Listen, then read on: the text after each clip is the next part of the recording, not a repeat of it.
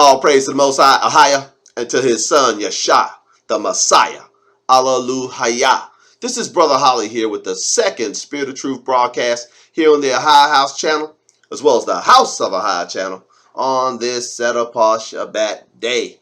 First and foremost, as always, I'd like to give all praise, glory, and honor to the great I am, he who is, was, and is to come, the Almighty One, Alleluia, and to his son, Yasha Messiah, who gave himself for us that we might have life, and that life is in him. Alleluia.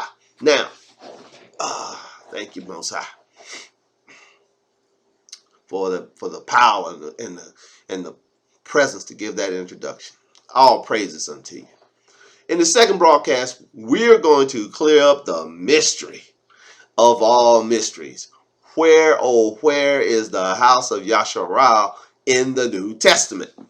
It's been right in our faces all this time, and there are other teachings on this channel that touched on this subject, but this one is directly dedicated to this. We're gonna walk through it. We're gonna identify who the house of Yasharallah is and who the house of Judah are, and we're gonna see them both being talked about in the New Testament.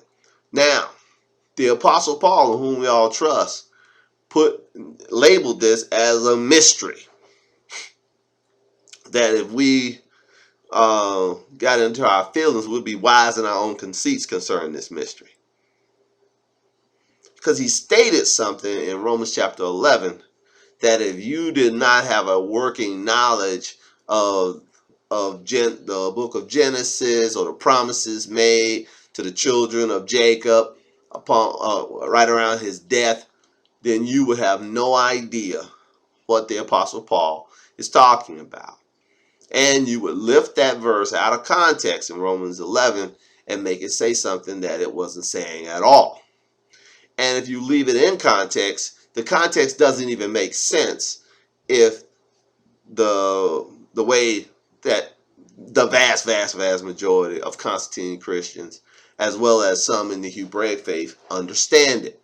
For I've heard people of the Hebraic faith, wearers of white, preaching on the Sabbath, that the Gentiles mentioned in the New Testament in the Pauline epistles are in fact people of the other nations. And we're going to see clearly that that's not the Gentiles Paul was talking about at all. That he was talking about the house of Yasharallah. They were the people that he referred to as the Gentiles, or the fullness of the Gentiles. So, buckle up. It might get a little rough if you still got some, universal salvation, Constantine Christian ideas still lingering in the back of your unregenerated mind. We're going to wash your mind with the water of the word today, and we're just going to let the Spirit of Ahaya have his way as we bring out the truth from the scriptures. May the Spirit of Ahaya illuminate these truths to your mind and to your heart, that you too might have life, and have it life in more abundance. Alleluia. We'll be reading from primarily the Man, I'll get this right in a minute.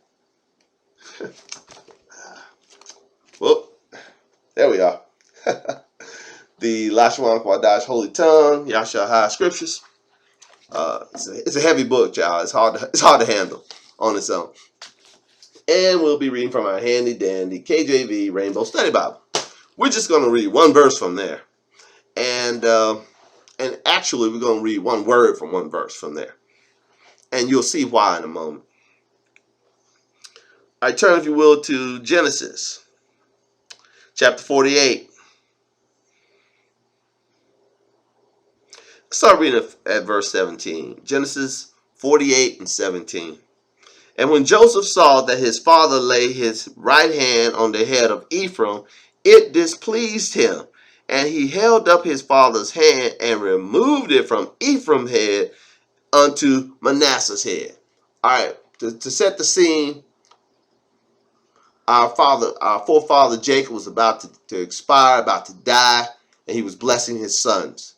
When it came time to bless Joseph, Joseph didn't want the blessing for himself. He wanted the blessing on his sons, Ephraim and Manasseh. Manasseh being his eldest son and Ephraim being his baby boy.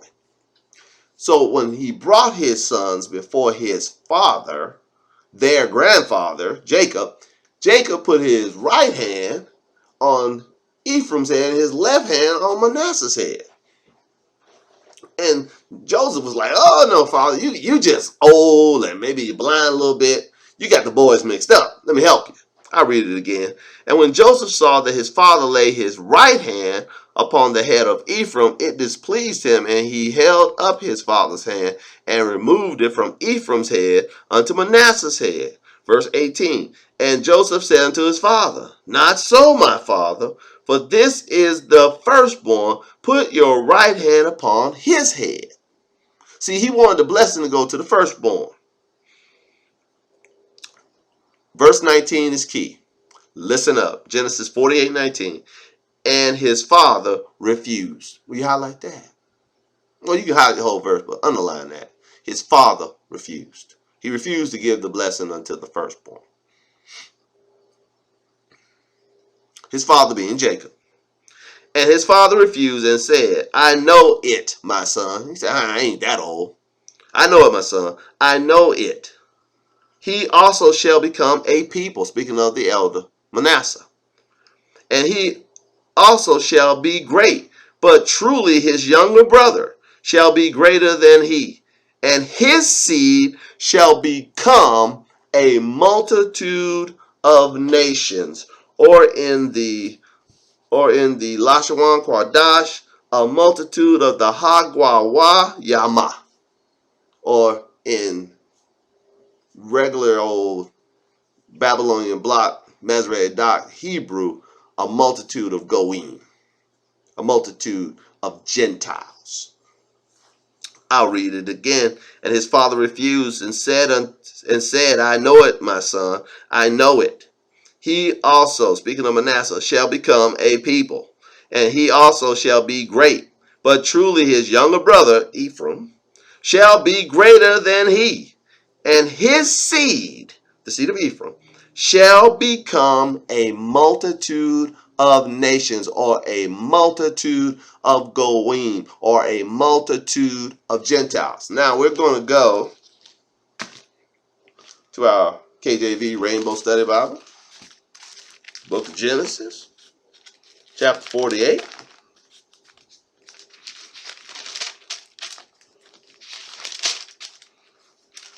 And we're going to look at what it says about the word multitude in that verse. And I'll read it from the KJV. And his father refused and said, I know it, my son, I know it. He also shall become a people, for he also shall be great. But truly his younger brother will be greater than he, and his seed shall become a multitude of nations. Now, it has a little cursed F but beside the word multitude. So when you look down in the bottom reference for the little F, it says F, verse 19, Hebrew fullness. So the word there in the Hebrew, he shall become a fullness of Gentiles, or the fullness of the nations, or the fullness of the Goim.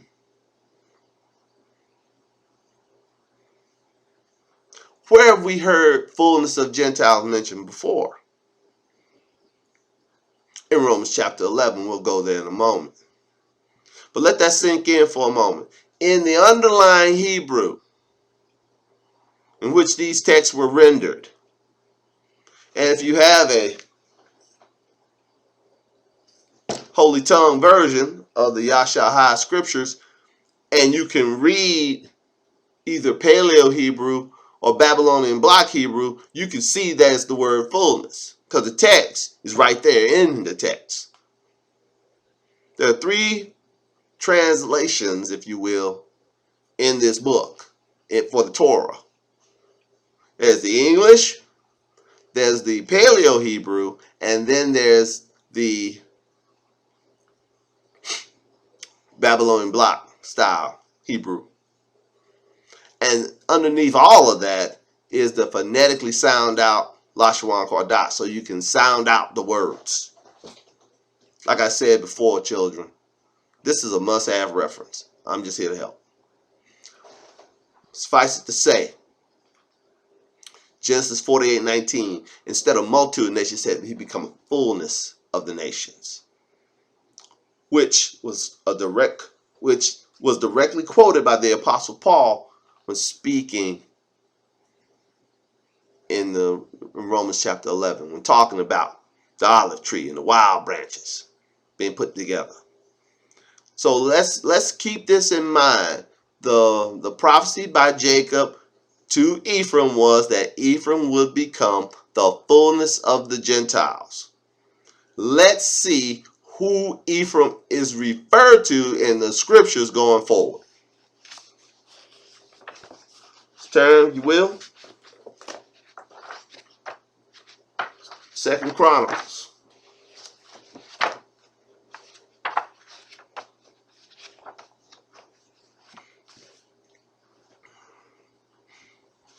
You don't need to hold your place in Genesis 48. We're not going back.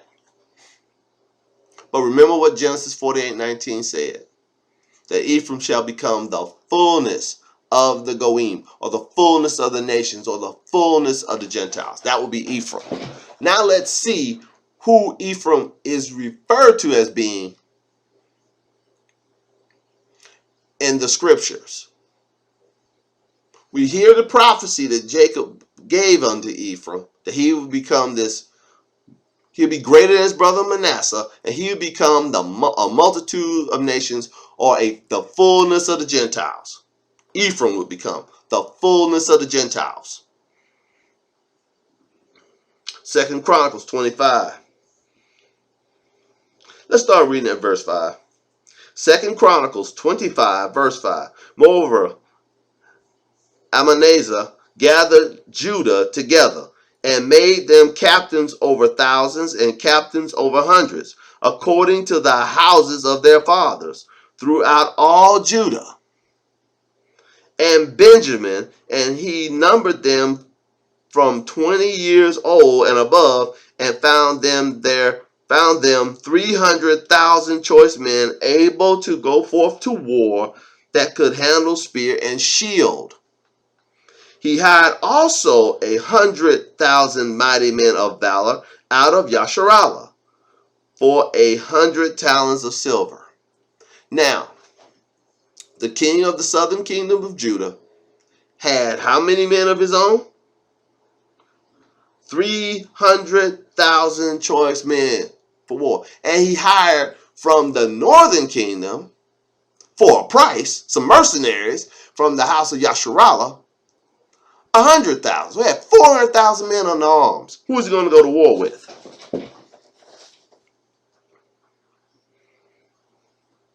Verse 7.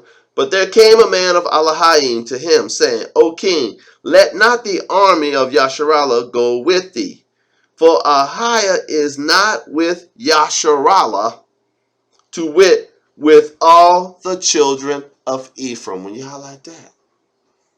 So the children of Yasharallah, or Yasharallah, or the northern kingdom, is being referred to here separately from the children of Judah, separately from the children of Benjamin, separately from the southern kingdom, as Ephraim, or as the children of Ephraim. Let's read it one more time. But there came a man of AHAYAH'S to him. This is 2 Chronicles 25 and 7. But there came a man of AHAYAH'S to him, saying, O king, let not the army of Yasharallah go with thee, for AHAYAH is not with Yasharallah. We highlight that. To wit, with all the children of Ephraim. So, we see right here, AHAYAH is not with the fullness of the Gentiles. AHAYAH is not with the children of Ephraim. AHAYAH is not with the people of Yasharallah. Why? Because they had gone into idolatry. They had set up golden calves in Bethel and Gad. In Bethel and Dan. And they were bowing to golden calves. They were bowing to the tetragrammaton. There are teachers on this channel that the golden calf is the tetragrammaton, and the tetragrammaton is the golden calf. And if you have a sacred names book of scriptures, look up Exodus chapter 32 verse 5, and it will tell you that Aaron named the golden calf the YHWH. And you got all these camps out there praying to the YHWH. I can't say the name because we know better now, don't we, children? We know better to put the names of foreign deities or any deity in our mouth, except the name of our most high power, which is AHAYAH. And all the sacred name books of scripture say the same thing in Exodus 32:5. That Aaron named the golden calves, which he made, the YHWH. And the name that signifies. The Sefer says that. His word says that. The Hallelujah YAH scriptures say that. Even your handy dandy Yasha scriptures say that. They all agree on two things. The name that Moses was given from the burning bush for the name of the Most High. And that Aaron named the golden calf the YHWH. They agree on, but all of them agree on those two factors. But that's not what we're talking about here right now. That's an aside. I'm just showing you why AHAYAH was not with the children of Yasharallah. Because they had reinstituted golden calf worship. And like I said, there are teachers on these channels on that subject. But suffice it to say, AHAYAH was not with the children of Yasharallah, to wit the children of Ephraim. Let's turn over to Ezra chapter 5. So we now know who the children of Yasharallah are. That would be Ephraim. And we know that Ephraim shall be the fullness of the Gentiles, or a multitude of nations, or the fullness of the Gentiles. We know that. We've proven that from scripture thus far. Let's prove who isn't Ephraim. Let's prove who the Jews are. Because it's important, because the Jews are mentioned all the time in the New Testament. Every other verse concerns some Jews. But the house of Yasharallah is not called out by name but one time in the New Testament. Or twice, in the New Testament. Once in Matthew chapter 15, where Yasha, the Messiah, said, I am not sent but unto the lost sheep of the house of Yasharallah.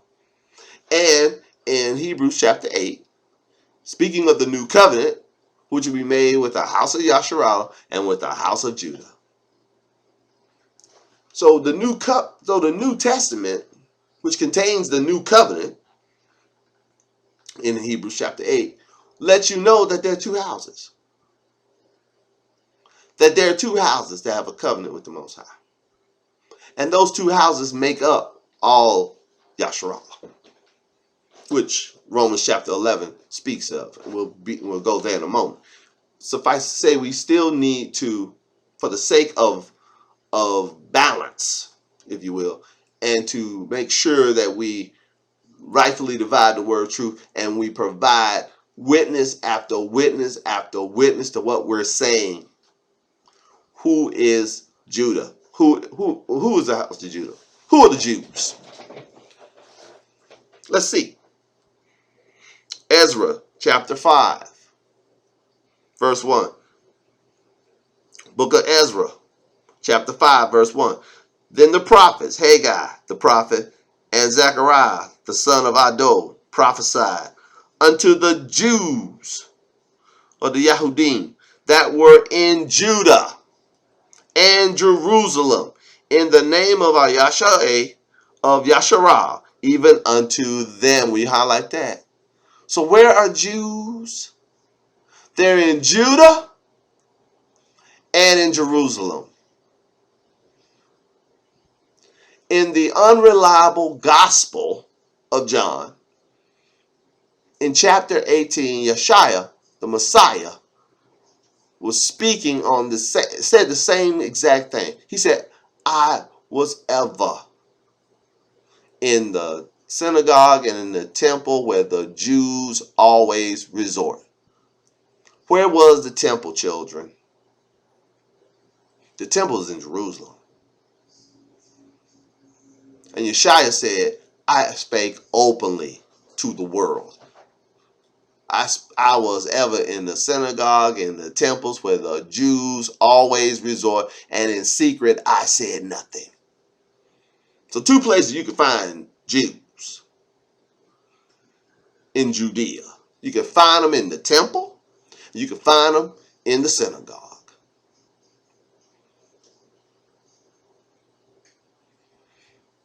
And in the unreliable Gospel of John, chapter 10, we said, other sheep I have not of this fold. He was in Judea speaking to Jews when he made that proclamation. And the Constantine Christians have run off and lied to you, say, see, he's talking about the other nations. Well, what about the house of Yasharallah?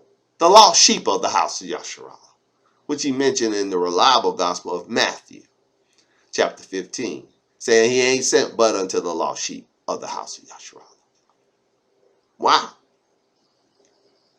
We'll do a separate study on that, if AHAYAH wills it to be so, in the coming weeks. But we're pointing out here in Ezra chapter 5, verse 1, that the Jews are in Judea and in Jerusalem. That's where Jews are. With the support verse coming from the unreliable Gospel of John, chapter 18, where Yeshua said he ever spoke to the world. He was in the synagogue and in the temple where the Jews always are. And in secret, he said nothing. All right, let's continue. Know we're moving at breakneck speed, and thank you for your patience. Let's go to Jeremiah chapter 33. So what's the premise here? Ephraim, the multitude of nations. Ephraim, the fullness of the Gentiles. We already saw in 2 Chronicles chapter 25 that Ephraim is referred to as Yasharallah. Or Yahshua is referred to as all the children of Ephraim. Let's see what else it says. Jeremiah chapter 33.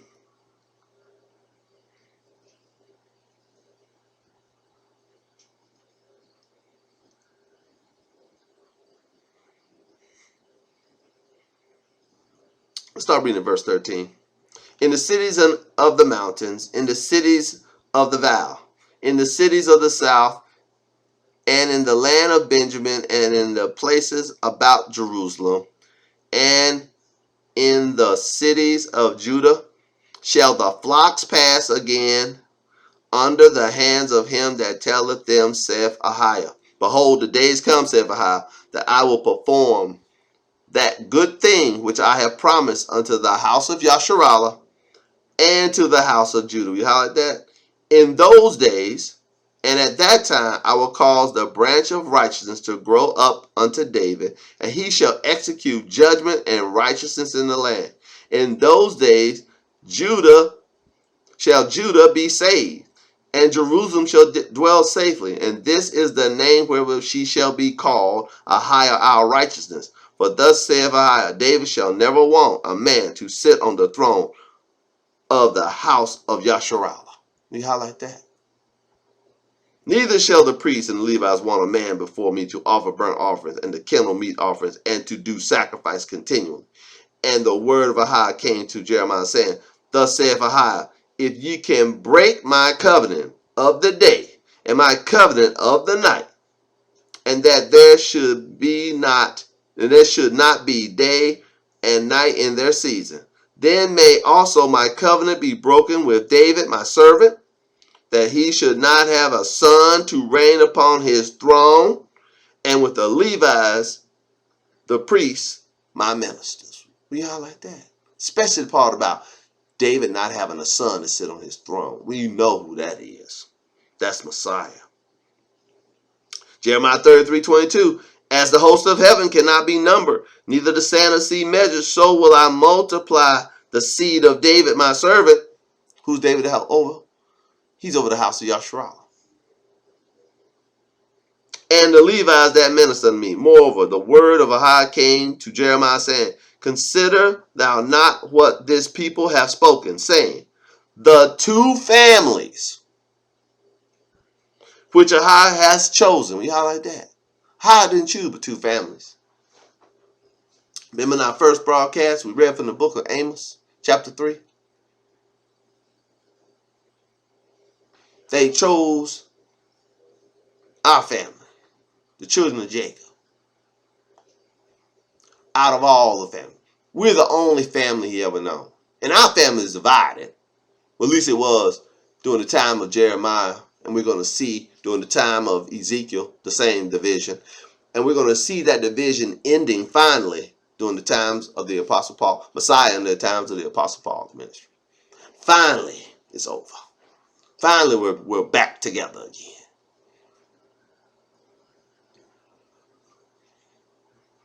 Remember, Ephraim shall be the fullness of the Gentiles.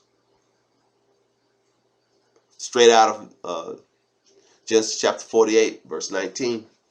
Ephraim's the fullness of the Gentiles. Ephraim is the house of Yasharallah. All the children of Ephraim are considered the house of Yasharallah. And we know that the Jews are the inhabitants of Judea, or Judah, and of Jerusalem. But there's two families. Jeremiah 33:24. Consider thou not what this people have spoken, saying, the two families which Ahai has chosen, he have even cast them off. People saying that he got rid of it. He got rid of chosen people. But do you notice here it just says only two families have been chosen? Stay with me now. Thus have chosen, he has even cast them off. Thus they have despised my people, that they should they should be no more a nation before them. Thus saith Ahai, if my covenant be not with day and night, and if I have not appointed the ordinances of heaven and earth, then will I cast away the seed of Jacob. Well, y'all like that? Who are the two families that Ahai chose? The seed of Jacob. That would be the 12 tribes worldwide. I'll read it again. Jeremiah 33:26. Then will I cast away the seed of Jacob and David my servant, so that I will not take any of his seed to be rulers over the seed of Abraham, Isaac, and Jacob. Singular seed. Not seeds many, seeds one. The seed of Abraham, Isaac, and Jacob. We said in the first broadcast, if you don't come from Isaac, you're not a child of Ahayah. And of the two sons that Isaac had, Esau and Jacob, Most High can't stand one of them. That's Esau. He loved Jacob. I'll read verse 26 again. Then will I cast away the seed of Jacob and David my servant, so that I will not take any of his seed to be rulers over the seed of Abraham, Isaac, and Jacob. For I will cause their captivity to return and have mercy on them. You highlight that? See, he had mercy on everybody. Everybody ain't dispersed. Everybody ain't spread out. Everybody ain't got some other nation with their thumb on the scale, knee on their neck. That's us. Everybody else ain't troubled. Everybody else ain't under curses. Everybody else ain't being redeemed from the curses of law. The law don't apply to them. Not the law of Ahayah. Let's keep it moving. Ezekiel 37. About to bring this to a close. Now we're talking about putting branches or sticks together. We talk about grafting sticks together, making them one. Then we're going to go to Romans chapter 11, where you see the same sentiment being spoken of. But we're going to prove, beyond a shadow of a doubt, that Ephraim is one of these sticks that are being grafted. And the stick he's being grafted into is Judah. Let's read Ezekiel 37. Start reading at verse 15. The word of Ahai came again unto me, saying, Moreover, thou son of Adam, take thee one stick, and write on it for Judah, and for the children of Yasharallah his companions. We highlight that. Now the children of Yasharallah are considered the companions of the house of Judah.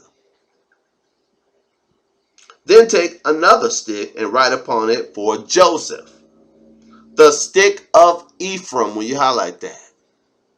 Or the stick of he who will become the fullness of the Gentiles. Remember the promise. Back in Genesis 48:19.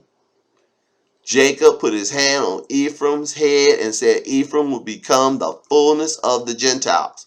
In the Hebrew, multitude is fullness.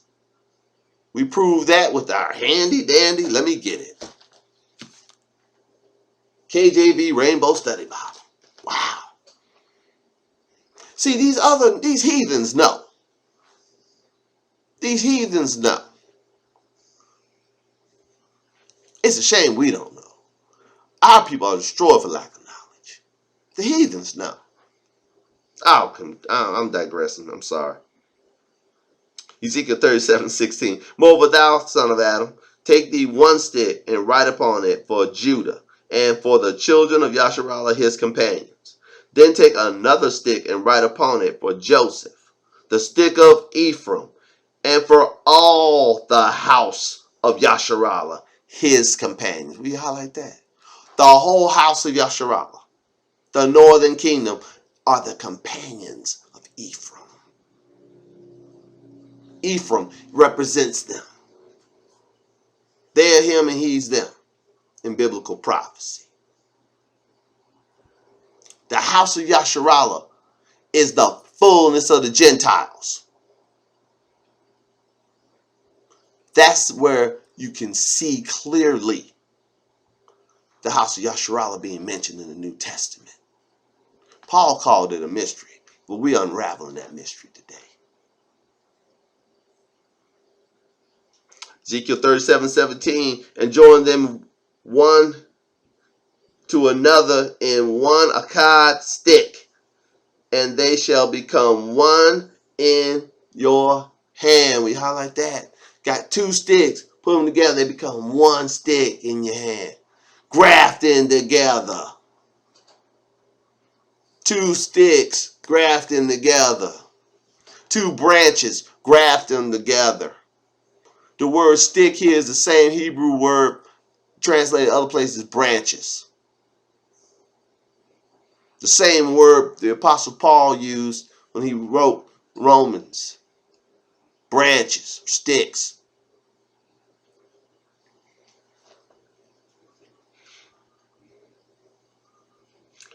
Ezekiel 37:18, and when the children of your people shall speak unto you, saying, will you not show us what you mean by these?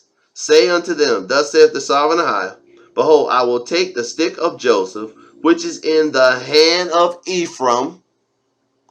Who's Ephraim? Ephraim is the fullness of the Gentiles. And the tribes of Yasharallah, his fellows, and put them with him,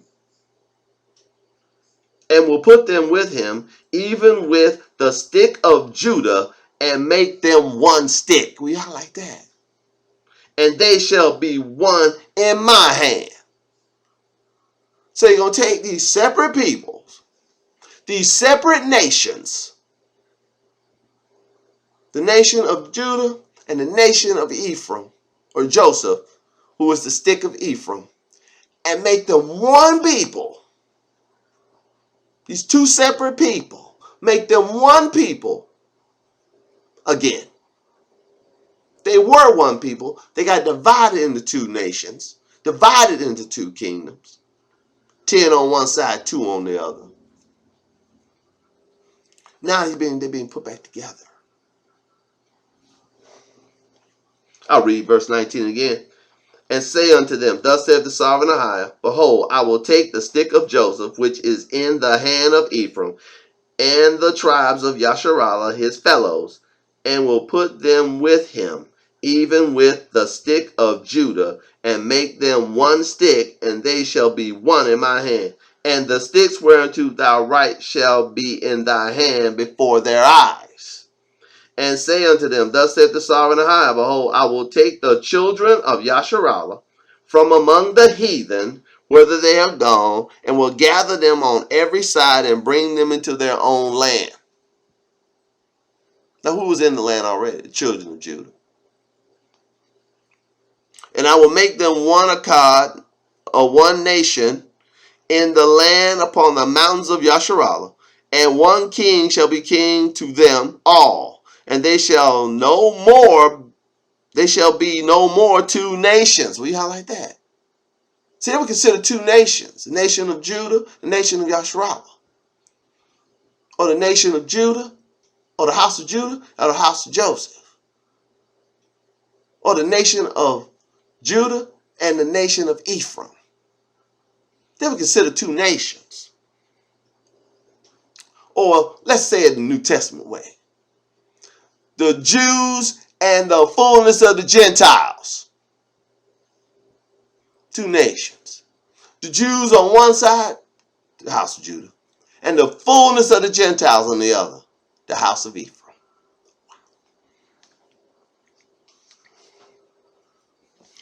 Ezekiel 37:22, and I will make them one nation in the land upon the mountains of Yasharallah, and one king shall be king to them all, and they shall be no more two nations, neither shall they be divided into two kingdoms anymore at all. We highlight that.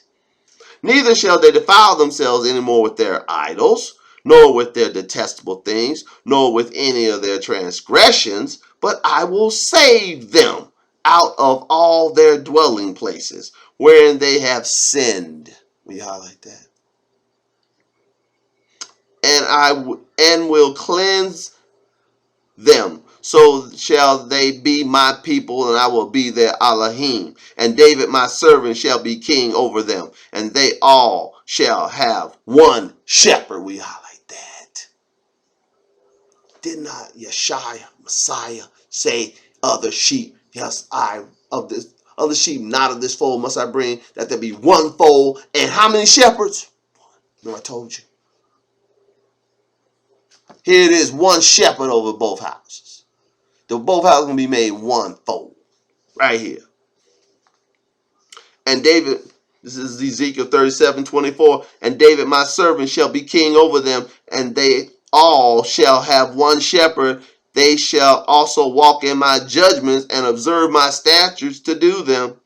And they shall dwell in the land that I have given unto Jacob, my servant, wherein your fathers have dwelt, and they shall dwell therein, even they, and their children, and their children's children, forever. And my servant David shall be their prince forever. We highlight that.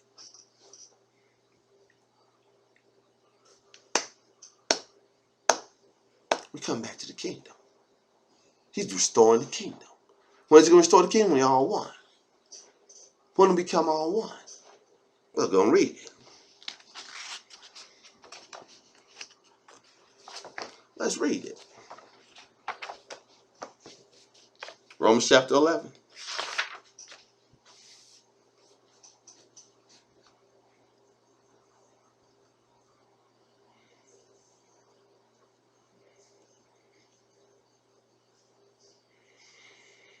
Romans chapter 11.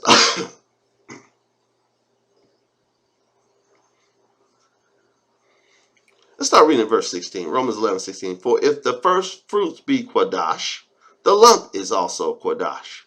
And if the root be qadash, so also are the branches. We highlight that. So the branches got to be holy. Set apart. And if some of the branches be broken off, and you, being a wild olive tree, were grafted in among them, and with them partakers of the root and fatness of the olive tree, boast not against the branches. But if thou boast, thou bearest not the root, but the root you.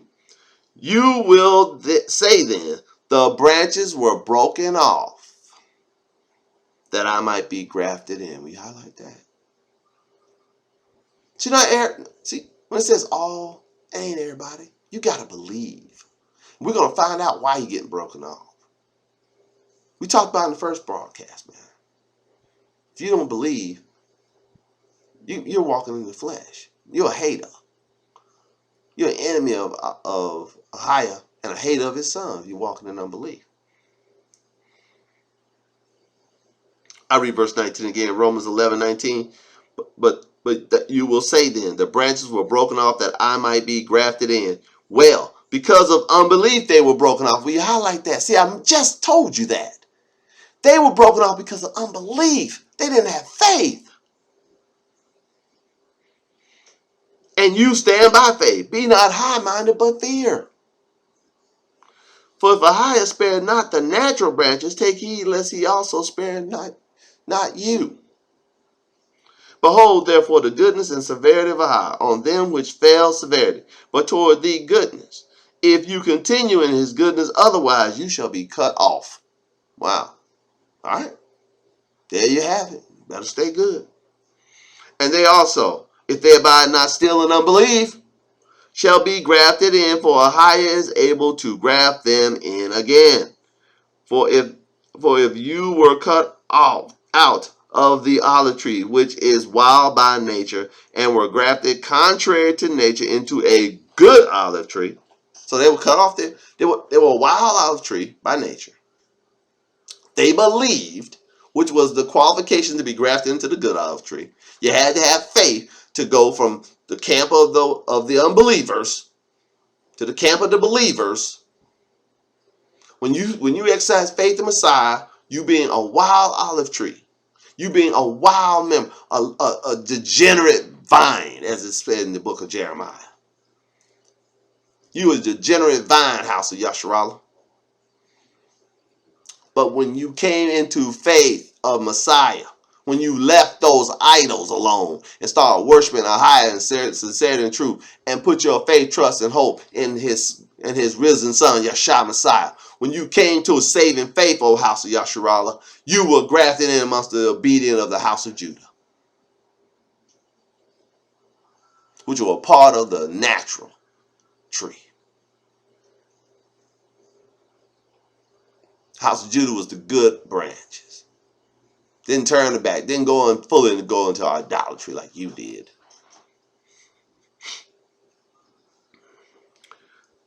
Romans 11:24. For if you were cut out of the olive tree which is wild by nature, and were grafted contrary to nature into a good olive tree, how much more shall these which be the natural branches be grafted into their own olive tree? For I would not, brethren, that you should be ignorant of this mystery. Here it is. Lest you should be wise in your own conceits.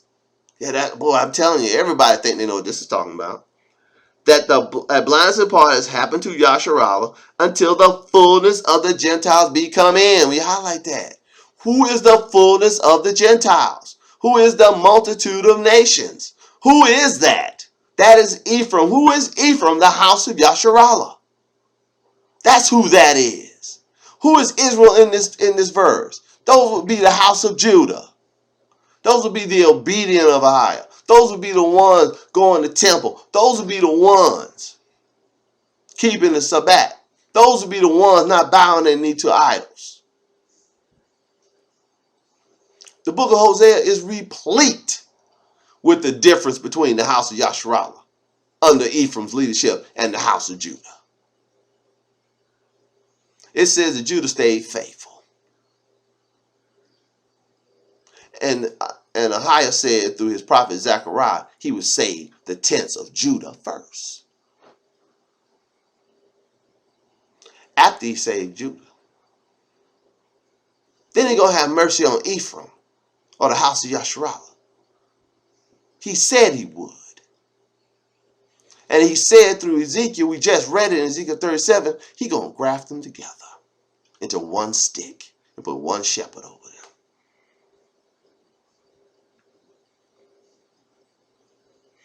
Romans 11:25, for I would not, brethren, that you should be ignorant of this mystery, lest you should be wise in your own conceits. Please, please, please understand that blindness in part has happened to Yasharallah until the fullness of the Gentiles be come in, or until the multitude of nations has come in.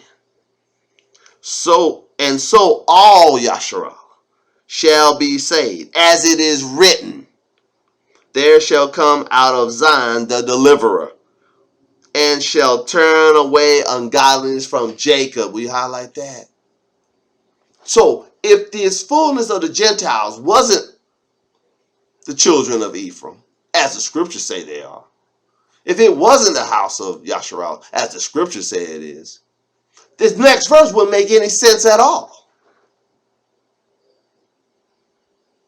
None whatsoever. We understand that Yasharallah was two nations at one time. And it was the coming together, making them one stick, Ezekiel 37, that made them one nation. Or all Yasharallah back together again. And one of these two nations was referred to as Ephraim, and Ephraim was spoken to, and prophesied over by his grandfather, our forefather Jacob, that he become a multitude, or a fullness of nations, or the fullness of the Gentiles. The same fullness of the Gentiles spoken of right here. Can't make this up. Mouth of 2 or 3 witnesses, let every word be established. This is an established word, who the fullness of the Gentiles is. Romans 11 and 25. And Genesis 48 and 19. There you have it. 2 witnesses.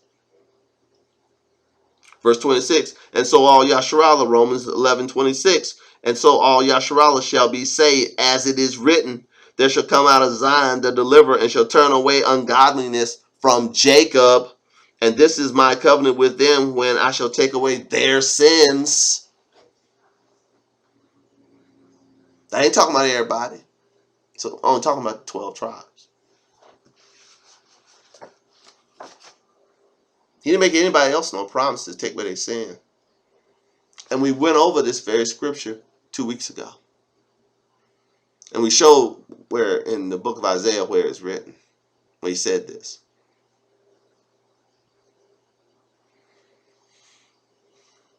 So let's bring it to a close. A prophecy was given by our forefather Jacob, that Ephraim would become the fullness of the Gentiles. We know its fullness because we can read. We can read the underlying Hebraic text. We have it right here in this book.